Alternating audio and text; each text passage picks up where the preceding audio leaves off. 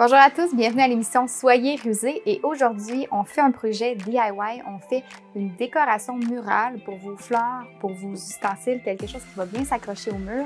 Donc un style un petit peu champêtre, rustique, donc on s'attaque à ça et je vous montre les étapes pour réaliser ça à la maison.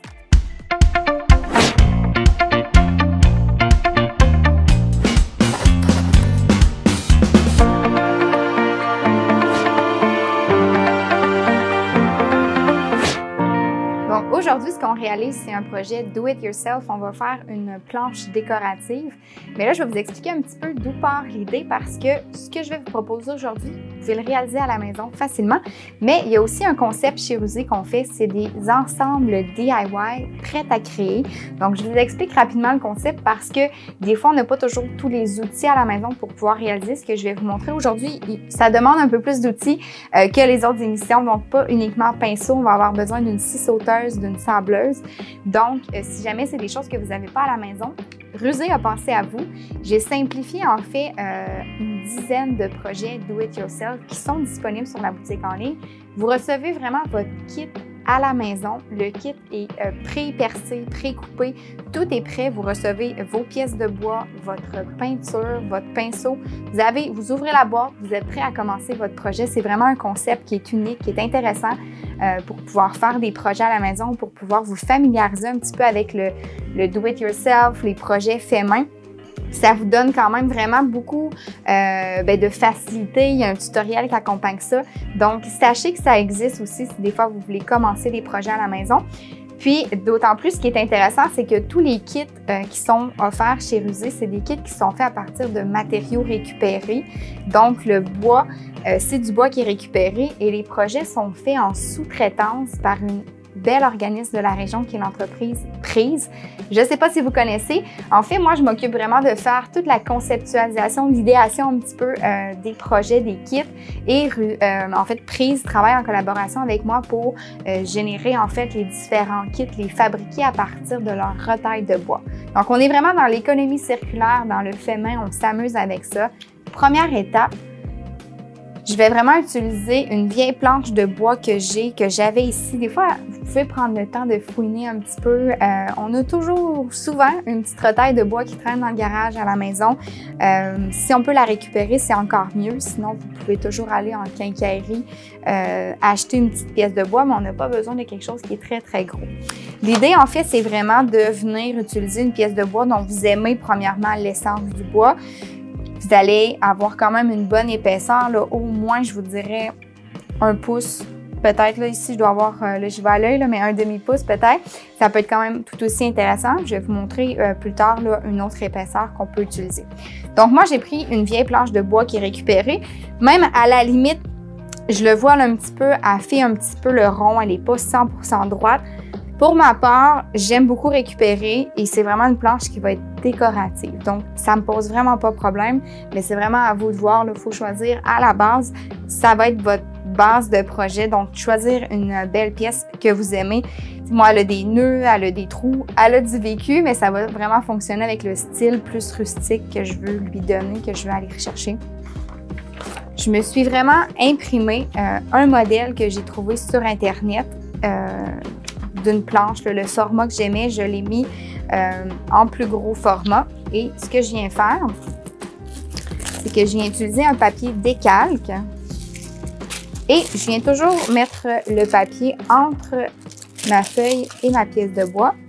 Puis là, je peux vraiment venir tracer. Il faut quand même peser assez fort, mais ça va vraiment venir faire la décalque que vous voyez ici. Là, le plomb va rester sur la pièce de bois. Donc, on part vraiment, on se trouve une image, puis là, ça fonctionne. Aujourd'hui, on se fait une planche de bois. Mais si vous trouvez des fois des dessins que vous voulez faire, que vous voulez tracer, c'est un petit truc simple. Vous pouvez utiliser des modèles sur Internet, vous les imprimez, puis venir vous les tracer. Si jamais vous n'avez pas le papier décalque à la maison, là, moi, c'est parce que j'en ai ici à l'atelier, mais ça peut aussi être de venir découper votre feuille de papier blanche, donc venir découper vraiment sur la ligne. Puis par la suite, là, vous allez tracer. Vous pourriez peut-être utiliser même un plus gros crayon ou un Sharpie, mais vous venez tracer sur votre contour. Donc, c'est deux façons de faire que vous pourriez utiliser qui fonctionnent très, très bien une et l'autre. Donc, j'ai ma décale qui est faite. Puis là, prenez le temps, c'est ça, de regarder si jamais vous êtes bon en dessin. Des fois, vous avez des petits ajustements. Voulez-vous arrondir un petit peu plus les coins? Voulez-vous les faire carrés? T'sais, vous pouvez, là, vous êtes avec le crayon de plomb. Fait que vous pouvez, si vous avez un certain talent. Je n'ai pas ce talent à main levée. Mais, tu sais, des fois, là, c'est juste d'arrondir les coins. Un petit truc même que je pense.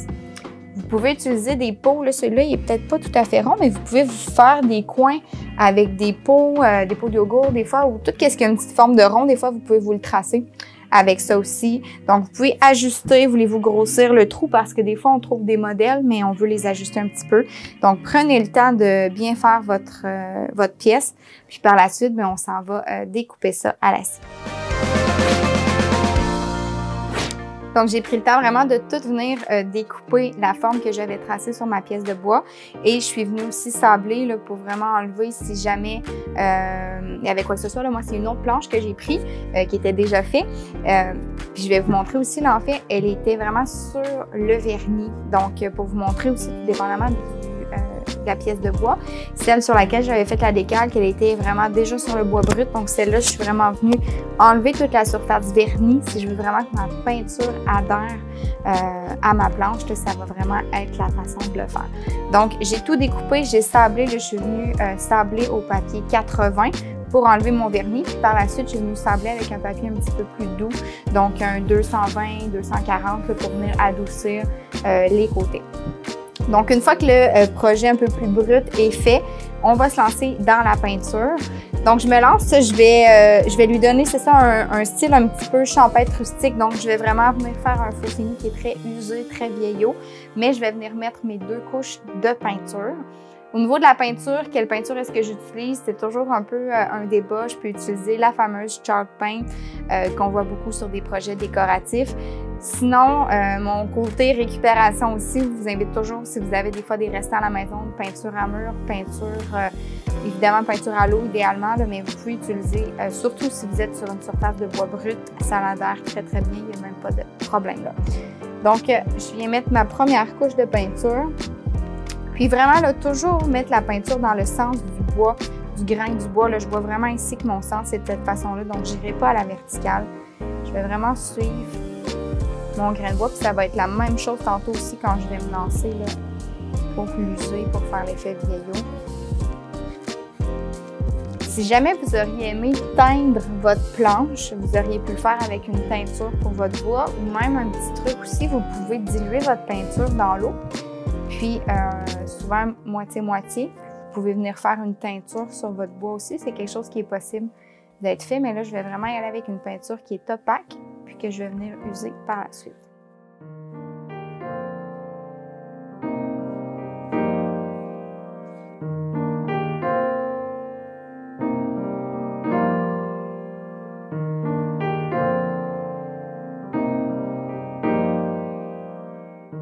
Ma première couche est terminée. Je vais laisser sécher. J'hésite vraiment à donner 2 couches. Là, quand on est dans la création, c'est vraiment à votre goût. Il n'y a pas de... Je vous donne les conseils, je vous donne les bases, mais des fois, vous pouvez vraiment vous adapter selon ce que vous voulez avoir comme style. Moi, je le sais que je vais venir tout user avec le papier sablé pour faire ressortir le bois en dessous de ma peinture. Donc, est-ce que 2 couches va être nécessaire? Je ne sais pas encore. Je vais voir quand ça va être vraiment bien sec. Ça va être ça le truc, le voir si j'aime l'opacité que ça a donné. Sinon, je rajoute une 2e couche. Donc, je laisse sécher. J'attends de voir. Donc, le conseil rusé cette semaine, je vais vous parler en fait de bois et de peinture blanche. Avec le projet DIY qu'on fait aujourd'hui dans l'émission, j'avais une planche de pain qui était quand même très orangée, jaune à la limite, mais beaucoup plus orangé. Initialement, je voulais vraiment faire ma planche rustique plus blanche crème, mais je suis allée vers une alternative un petit peu plus sable au niveau de la couleur, puis je vais vous expliquer pourquoi. On entend toutes sortes de choses, puis en fait, souvent, c'est des choses qu'on ne vous dit pas quand vous faites de la revalorisation, et là, je vais vous parler vraiment pour tout ce qui est projet, décoration en bois, meubles en bois, là, vraiment tout ce qui va toucher au niveau du bois. Là, je ne vous parle pas d'autres types de surfaces, ou même à la limite, tu plaquage aussi, le conseil va fonctionner. Donc, ce qu'on ne nous dit pas nécessairement, c'est que tout ce qui est peinture blanche, et dans peinture blanche, je vais vraiment englober beaucoup de couleurs, les crèmes, même les beiges très, très pâles. Ça peut vraiment avoir un impact sur votre projet, puis je vais vous expliquer les étapes. À la base, de bien regarder quand vous allez faire votre projet, vous êtes sur quel type d'essence de bois. Là, ici, j'en ai comme amené rapidement quelques-unes. Vous voyez déjà qu'il y a une différence de couleur dans chacune des essences de bois. Il y en a un qui est plus mince, le limite, c'est quasiment un petit plaquage. Puis, souvent, quand on tombe dans les vieux meubles, on ne sait pas avec quoi ça a été teint, avec quoi ça a été fait. Même si vous n'avez pas de vernis, il y a quand même ce qu'on appelle en fait du tanin. Dans le bois, il y a les nœuds aussi. Donc ça, c'est des propriétés en fait qui peuvent venir faire jaunir vos couleurs. Donc mon conseil vraiment quand vous voulez aller vers des couleurs blanches, par exemple sur le projet de planche qu'on fait aujourd'hui, si j'avais voulu aller en blanc ou en très très pâle, j'aurais appliqué un primer ou un après sur ma planche pour être certain qu'elle ne jaunisse pas ou que les nœuds ne ressortent pas en dessous. Mais c'est vraiment au niveau du jaunissement de la peinture. Et souvent, en fait, vous allez appliquer votre première couche de peinture, peut-être que votre blanc ne jaunira pas nécessairement. Vous allez appliquer votre deuxième couche, peut-être non plus que vous allez encore être correct. Et souvent, c'est quand vous allez venir appliquer votre vernis. Là, il va vraiment avoir une réaction justement avec les tanins du bois ou autres, avec des anciens vernis qui ont pu être imprégnés dans votre surface. La colle, par exemple, d'un plaquage. Donc, c'est pour ça que je dis que ça vaut aussi pour les meubles. Donc, le primer, souvent, un primer à l'huile va venir vraiment bloquer tout ce qui est tanin, nœud ou tout autre produit qui a été utilisé par le passé. Donc, c'est un petit peu fâchant, frustrant quand on arrive, on a fait toutes les étapes, on a mis des heures sur notre projet et tout est jauni, c'est un peu dommage. Donc, on vient vraiment primer quand vous faites du blanc, c'est vraiment essentiel. Puis même des fois, si vous dites, bien, mon bois, il a l'air quand même pas, tu sais, il a l'air bien, il est quand même pâle, il n'y a pas de nœud. C'est sûr que les risques sont vraiment beaucoup moins élevés qu'une planche comme celle-ci qu'on voit déjà, qui est très teintée un petit peu au niveau de son essence de bois. Donc, prenez pas de chance. Comme ici, je suis vraiment allée avec un crème, mais c'était un coffre qui était décoratif. Donc, je ne l'ai pas verni. À la base, c'est un coffre qui est en pain. Donc, il y a des nœuds et tout. Mais assurément, si j'avais verni ce coffre-là, mon crème aurait encore plus jauni, là, c'est sûr et certain. Donc, vraiment, portez attention. Puis, je soulève le point parce que même aussi quand on vous parle de vernis, des vernis, en fait, qui ne jaunissent pas, souvent, c'est inscrit ça là, sur la canne de vernis ou sur le contenant. Sous toute réserve, là, ça arrive quand même souvent que ça jaunisse, surtout quand on travaille avec des vieilles pièces de bois ou des vieux meubles là, qui ont du vécu, qui ont toutes sortes de produits. Donc, voilà pour le conseil rusé. Donc, c'est pour ça qu'aujourd'hui, avec le projet, je suis allée vers une tangente un petit peu plus au niveau d'un beige un peu plus foncé, sable. Donc, pour ça que je suis pas allée vers un blanc. Donc, portez vraiment attention parce que ça peut sauver bien des projets. Donc, ma couche, elle est bien sec. Je vais mettre une seule couche de peinture. Finalement, je vous disais, je vais m'adapter en fait selon la façon que la couleur est sortie. J'aime beaucoup ça. On voit encore un peu le grain du bois. J'aime beaucoup ça, surtout que je suis allée avec le style rustique. Puis je vais venir l'user. Donc, une seule couche était suffisant, mais vous y allez vraiment à votre goût, sans problème. Donc là, la prochaine étape, j'attends vraiment que ce soit sec au niveau de ma surface. Je prends un papier sablé. Je vais y aller quand même avec un papier doux. Là, moi, j'ai utilisé un 240 au niveau du grain. Puis, je vais venir user ma surface pour faire ressortir le bois en dessous. Encore là, il n'y a pas de recette pour l'usure. C'est vraiment à votre goût. Vous pourriez vraiment le faire très, très, très usé. Vous pourriez juste venir user à peine les petits coins. C'est vraiment à votre choix. Vous y allez comme vous avez envie.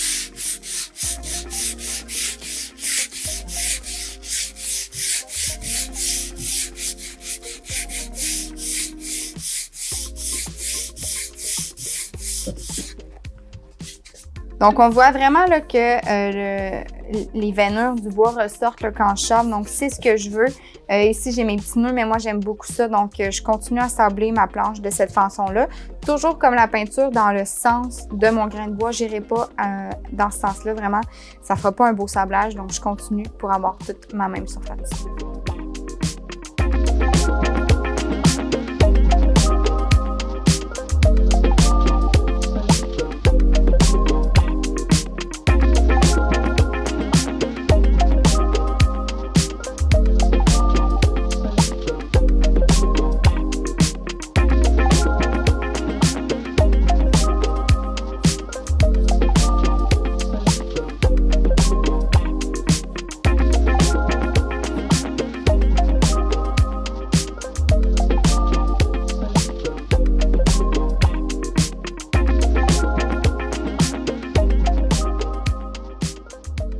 Donc, j'ai fait mon sablage à mon goût. Je vais vraiment venir nettoyer ma planche, puis ça va me donner une bonne idée, là.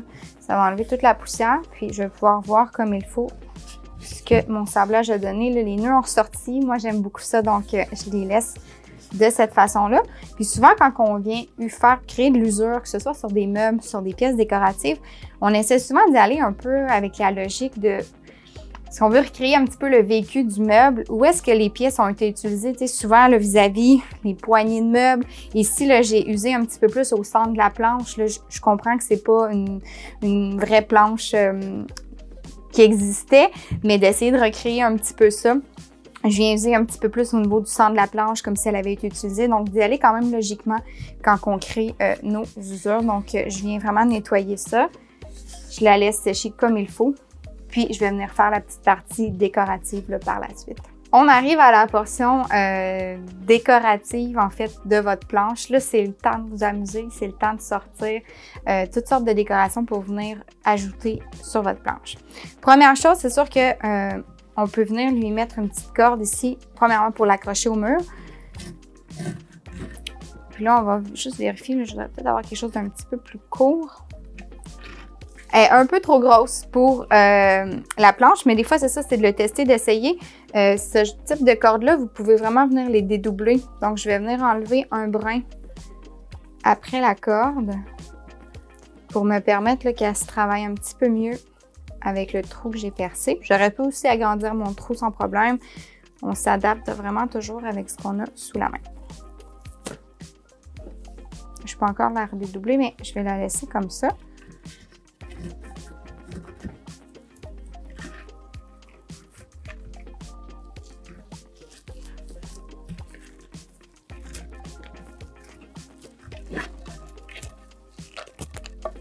Je vais couper l'excédent de ma corde.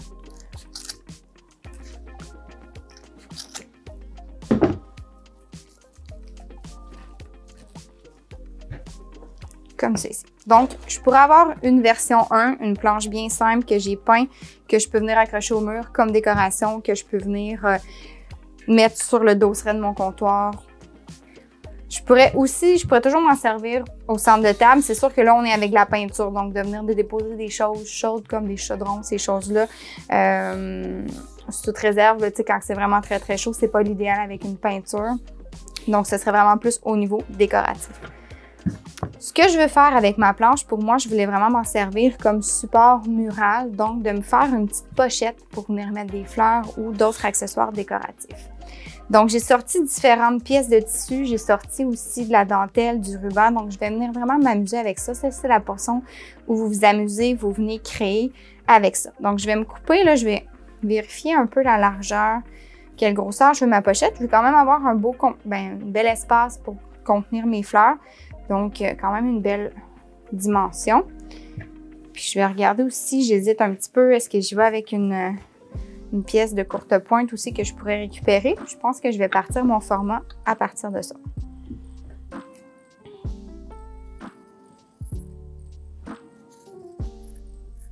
Donc, je vais vraiment venir me tailler ma petite pièce de tissu. Donc, souvent, on a des retailles à la maison, là. C'est ce qu'on aime des projets do-it-yourself. On aime ça au niveau du recyclage. Donc, prenez ce que vous avez sous la main, ça vaut vraiment la peine. On a souvent des choses qui traînent à la maison qu'on peut récupérer pour faire ces projets-là. Donc, j'ai la taille un petit peu de ma pochette. Puis, ce que je vais faire, c'est que je vais venir tailler ma jute. Je vais venir les juxtaposer, donc un petit peu plus grand. Et là, mon tissu aussi, il s'effiloche un petit peu. Puis ma jute aussi, mais je pense que je vais le provoquer même parce que j'aime ça. Je vais tirer quelques fils. Ça va venir rajouter un petit peu au style rustique là, de venir sortir quelques fils. Donc, je laisse ça comme ça.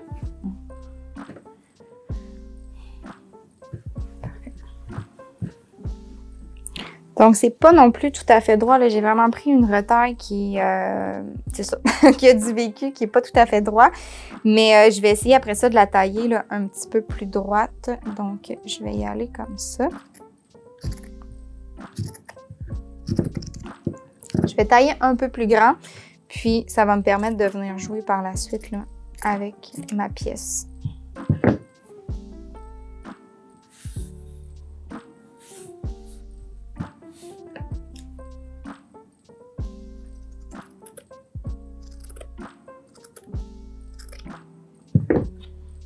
Donc, je vais venir me mesurer pour vraiment m'assurer de bien centrer ça. C'est sûr que, comme je vous dis, on travaille avec des pièces.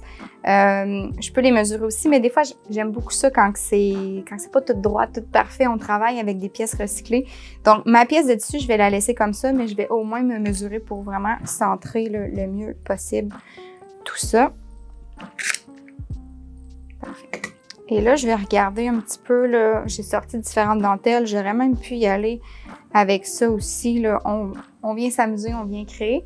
Celle-là, je suis moins convaincue. Je pense que je vais me faire une petite bordure avec celle-là là, qui va dans notre look un peu champêtre.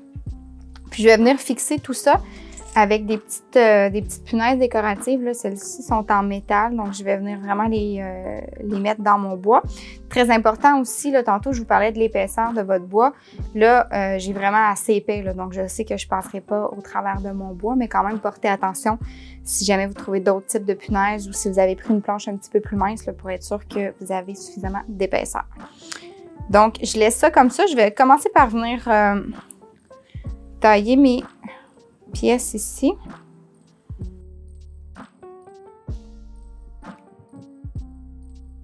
Donc, j'ai fait des tests, là, puis visualisez-le avant de tout installer, tout coller, des fois dans vos projets do it yourself, là. Là, j'en avais mis 2, j'étais pas sûre, je les ai mis sur le côté. Donc, prenez le temps de placer vos choses, de le visualiser avant de coller ou de fixer quoi que ce soit. C'est le temps, c'est le moment pour le faire. Donc, je vais prendre mes punaises. Un petit truc, j'aime vraiment beaucoup utiliser les pinces pour éviter que ma punaise crochisse. C'est sûr que là, je suis dans un bois qui est mou. Tout dépendamment de la pièce de bois que vous avez utilisée, vous pouvez être dans un bois dur, puis ça peut vraiment être plus difficile. Ça peut venir crochir votre punaise. Donc, moi, je viens vraiment la tenir là, à la moitié à peu près. Je vais venir la frapper pour qu'elle rentre au moins à moitié. Puis après ça, je vais pouvoir la lâcher. Donc, je vais vous montrer.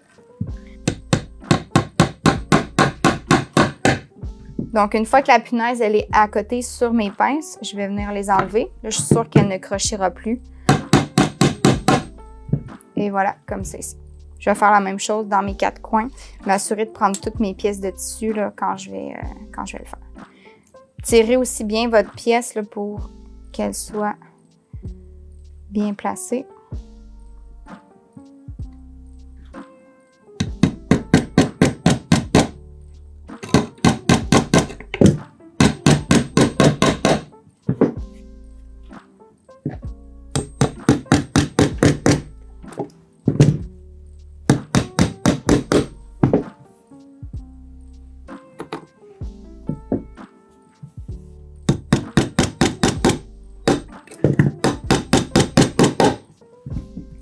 Donc, ma pièce, elle est vraiment placée. Ce que je pourrais faire aussi, là, il y a vraiment plusieurs alternatives. Je pourrais venir aussi coller toute la base si jamais je veux mettre justement des fleurs pour pas que les tiges sortent en dessous. Je pourrais venir mettre toutes d'autres punaises pour venir fermer ça ici. Même chose pour les côtés. Donc, vous y allez vraiment à votre goût si vous voulez avoir plus de décoration ou moins. Et aussi, une autre alternative que vous pourriez faire avec votre planche, vous pourriez utiliser, au lieu de la pochette en tissu, vous pourriez venir utiliser le pot maçon pour venir mettre votre décoration. Donc, ce qu'on peut faire, c'est que soit qu'on se reperce des trous, on vient attacher avec une broche de fer ou avec des collets en métal aussi qu'on peut très bien faire au niveau de la planche. Ça peut être une autre alternative avec les vieux pots maçons, des vieilles peintes de lait, ce que vous voulez. C'est votre création, vous vous amusez avec ce que vous avez sous la main. Donc moi, je vais vraiment m'en servir comme décoration pour les fleurs. Là, je vais me faire des petites décorations comme ça ici. Je restais quand même dans les mêmes tons et tout ça. Donc, je peux vraiment venir l'accrocher au mur, là, me mettre comme un clou, venir faire cette décoration-là, venir l'accoter, comme je disais tout à l'heure, au dosseret de la cuisine. Ça peut être mes cuillères de bois dans la cuisine, mes ustensiles que je viens mettre dans ma pochette. Encore là, ça peut être toutes sortes d'utilités. À ce niveau-là, vous pourriez même mettre un petit bac Là, on est allé avec une pochette, mais un petit contenant, tantôt je parlais de ça. Ça peut être un petit contenant en bois, mettre vos clés des fois dans l'entrée de la maison. Mais là, vous avez une belle décoration ici. Comme je le mentionnais dans les kits rusés, en fait, vous avez vraiment là, tout ce que vous avez vu là. Si vous n'avez pas les outils à la maison, vous avez votre planche, vous avez la peinture, vous avez vos pièces de tissu pour le faire à la maison si des fois vous les avez pas. Puis allez voir aussi là, dans des endroits, dans des ressourceries, dans des magasins de tissus, des fois dans les fonds des magasins, il y a des lots, des restants, des surplus. Ça vaut vraiment la peine. Je suis toujours portée à aller vers tout ce qui est seconde main, pièces recyclées, avant d'aller acheter des pièces à neuf. C'est ça le but un petit peu du do-it-yourself. On veut pouvoir récupérer ce qu'on a. Demandez à vos parents s'ils n'ont pas des restants ou des fois quand vous avez fait des décorations à la maison, là, de pouvoir récupérer ça, ça vaut vraiment la peine. Donc ça, c'est vraiment un kit que vous pouvez faire à la maison si vous avez les outils un petit peu plus complexes au niveau du DIY, mais si vous avez les outils pour le faire. Sinon, il existe les kits là, prêts à fabriquer aussi que vous pouvez faire à la maison.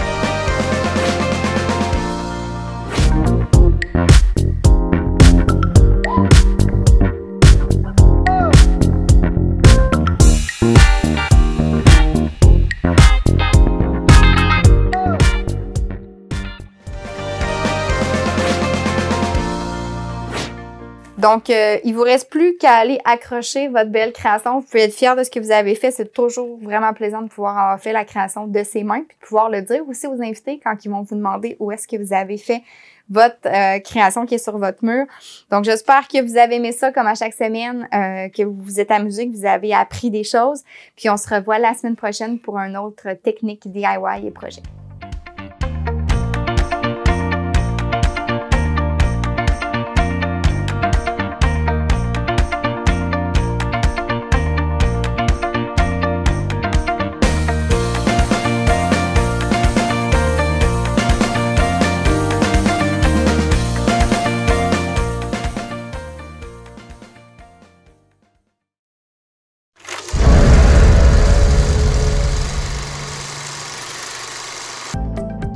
Les télévisions communautaires autonomes du Québec, ce sont les télévisions les plus importantes parce qu'elles sont proches de la communauté. On veut encourager des gens qui parlent de ce qui nous intéresse, mais aussi qui participent au développement local. Mais c'est fini le temps là, où on allait lire une affaire qui a été écrite avant hier au bout du monde. Non! Si vous savez ce qui se passe chez vous, bien, ma télé préférée, c'est la télé autonome communautaire. C'est ici que ça se passe.